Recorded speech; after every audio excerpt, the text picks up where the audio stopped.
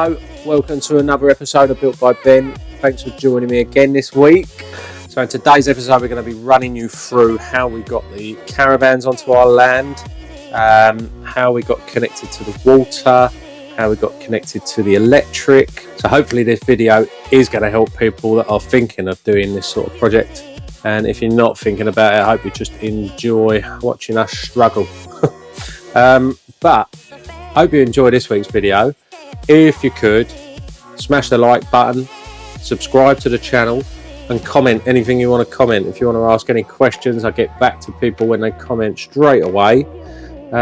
So if you've got any questions about this build so far, or if you're trying to set up something like this yourself, just ask and I'll get back to you. But yeah, keep on bumping up my videos for me, please. Last one went quite well. So let's get into it. Do all that in, yeah.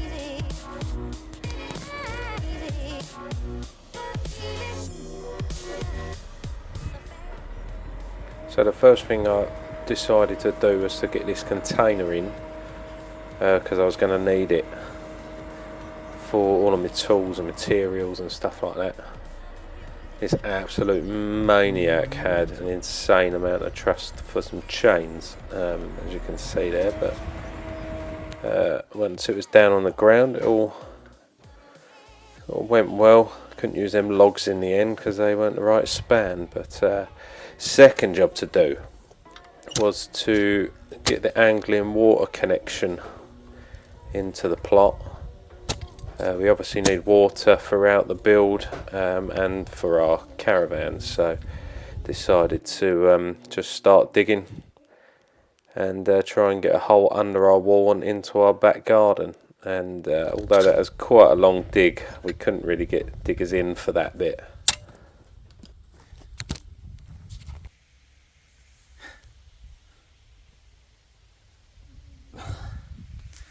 Right, this is the hole. And I think I've just managed to get some light. Yeah, we're nearly there. We got through. Finally. Yeah, baby. So now we've just got to clean the hole up and get the water pipe through. So what you have to do is you have to get the water pipe, you have to leave a coil of about 3 meters, I think it is, coiled up on the roadside where I am now, and then on the inside of the wall you have to fit what's called a stand pipe, which is just a sort of temporary water supply. So at the moment what you can see me doing here is just fixing the treated bit of wood to the wall here. I'm using some big window fitting screws here to bite into this brick, but I actually ended up putting them on brown plugs as well, just to get a bit of extra bite, because these bricks are absolutely shot, as soft as anything, and the window fitting screws were just sort of bursting them apart. But what we do is we then get the plumber to come along and fit a tap to this bit of wood, ready for angling water to come and connect up the other side into the road. We were lucky enough to have a water supply in the road here, because we've got properties both sides of us.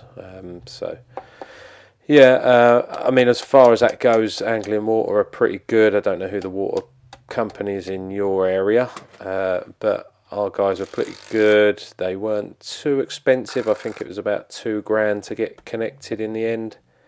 So overall cost for that was about £3, I believe, with everything else that had to happen. Right, so the plumber's bin. This is what we've got now. Got our union tap at the top there. Little drainage point. Non-return valve and a stopcock. And then that pipe's ready to then go into the bottom. Now all we've got to do is build a little enclosure around that. will come and get us plugged in with that blue pipe on the other side of the road. Nice. Right then, so I've just knocked up this little box here,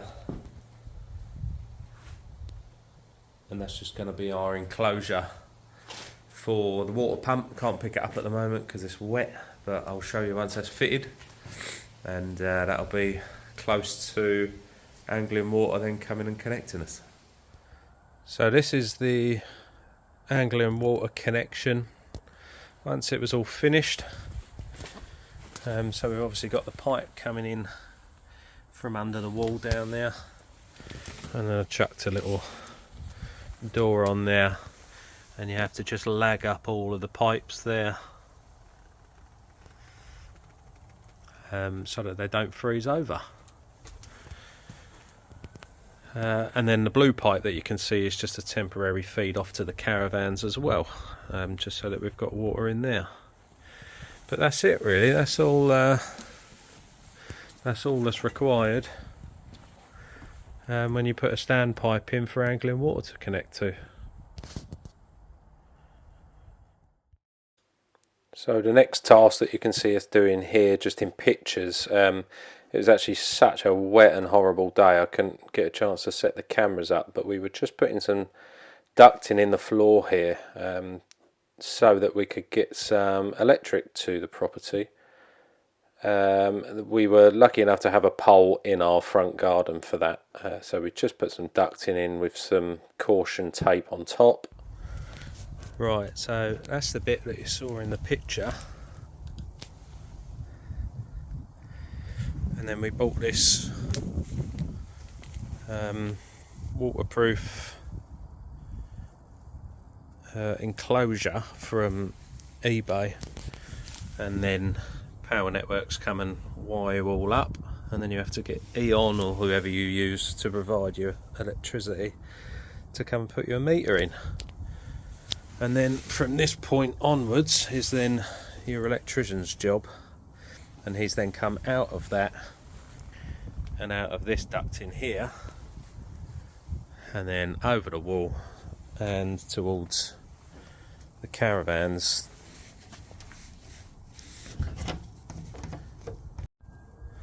So yeah, that's the enclosure, and that will stay there for the whole build now, and that'll be there when the build is complete as well, but it will look a bit prettier obviously. But the reason we decided to go with a 4-inch pipe as ducting is because it will leave us open to getting a 3-phase supply in there later on if we do need one. And then the next job, which was the mammoth task that I was a little bit scared of, I'm not going to lie, we had to get the static caravans that you can see there. We've got one of them sitting on the driveway, and at this point we had another one on the way. So the crane guys got all set up down the road, ready to lift the first one over, and then the guys turned up with it on the truck here. Nice bit reversing down the lane there. Everything was a little bit tight, and these statics were quite large. But yeah, I mean, this wasn't ideal, this whole thing, but I think we managed to get away with it fairly well.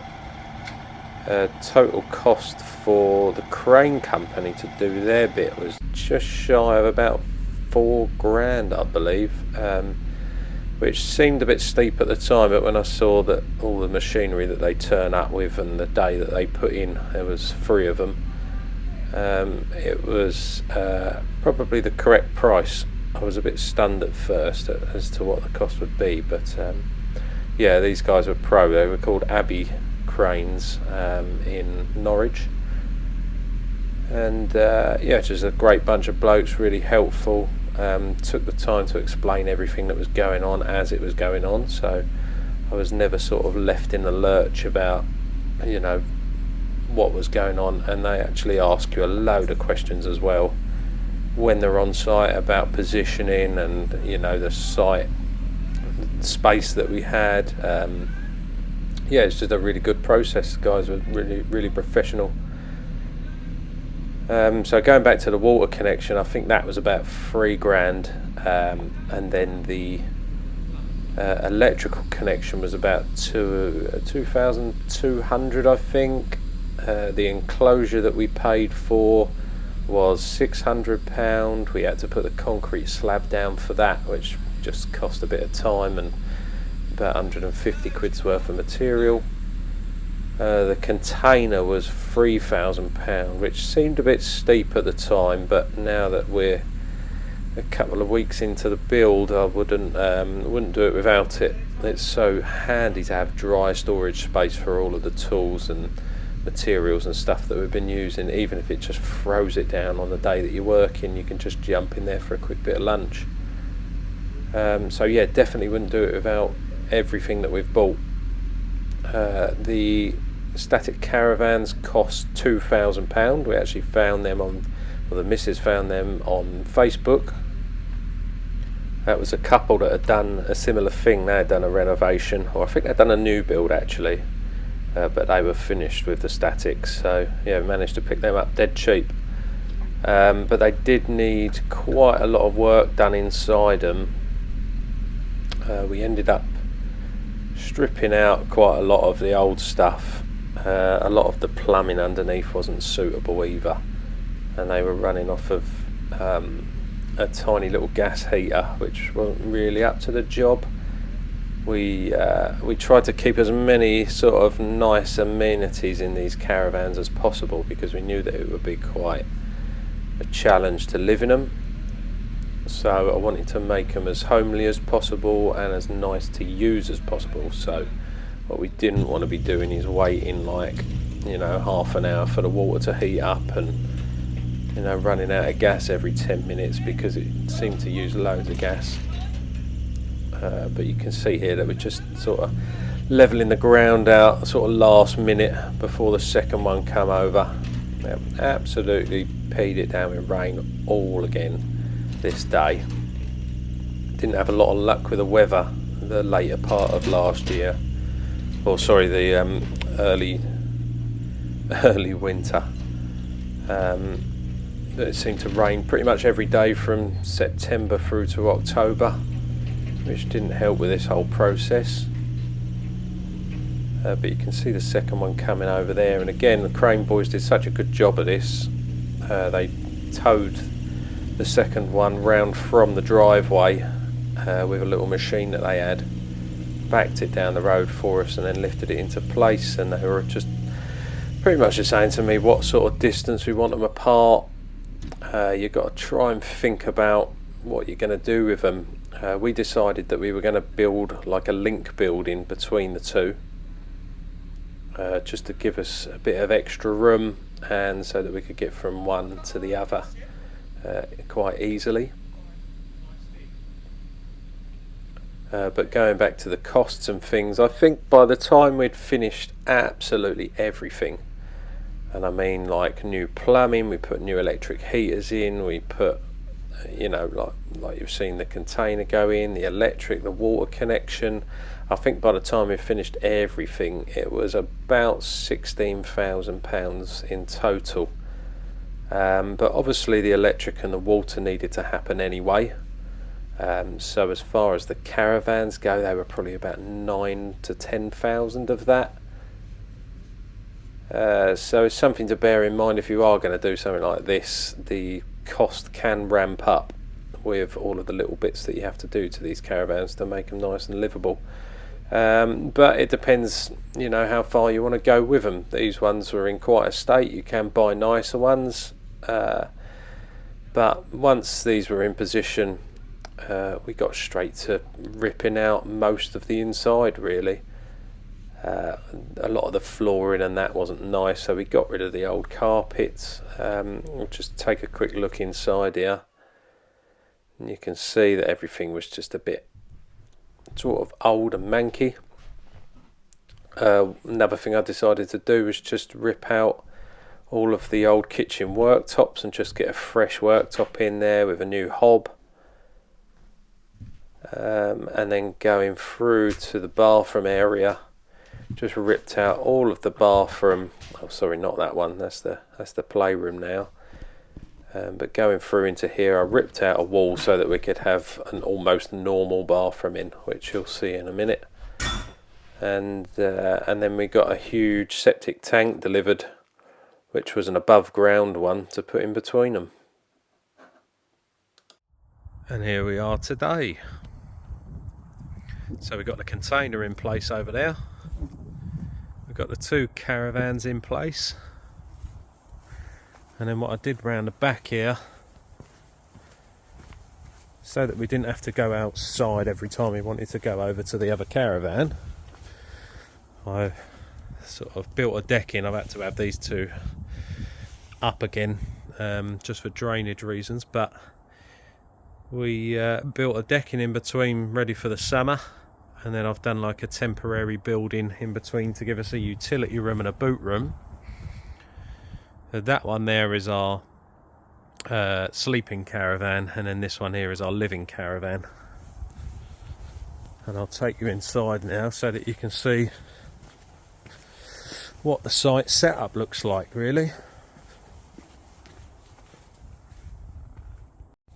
Alright, so moving down the back here, we've got our gas plugged in there. We've got a little gate that goes out to the road so that the girls don't have to walk through the mud. And then this is our sort of temporary little bit that I've stuck a rubber roof on up there. And I would love to show you how I built this, but at the time I had about 5 days to build it until we moved in. Right, so this is through the front door. We've got like a little boot room stroke utility room here for a bit of storage. Got my plumber to put me in a pressurised cylinder, so that we've got some pressurised hot water. We've got the washing machine, we've got an electric heater on the wall, tumble dryer,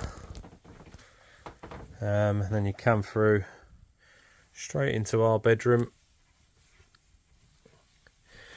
which it's a bit messy at the moment because we're still not 100% moved in and sorted, but it works for us at the moment.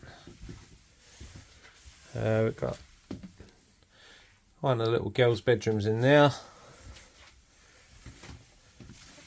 and the big girl's bedroom. And again, we just fitted these electric heaters everywhere.